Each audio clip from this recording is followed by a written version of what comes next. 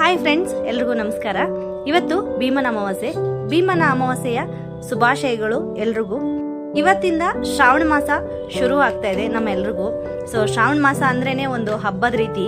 ಪ್ರತಿದಿನ ಬೆಳಗ್ಗೆ ಪೂಜೆ, ಸ್ನಾನಗಳು, ರಂಗೋಲಿಗಳು.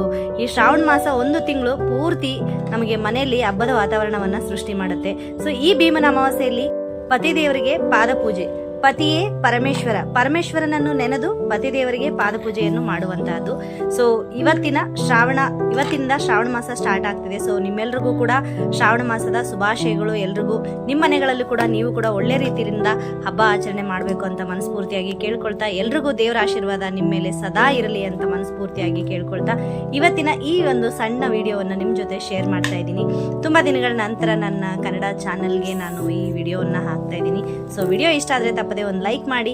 ನಮ್ಮ ಮನೆಯಲ್ಲಿ ಆಚರಣೆ ಈ ರೀತಿಯಾಗಿರುತ್ತೆ.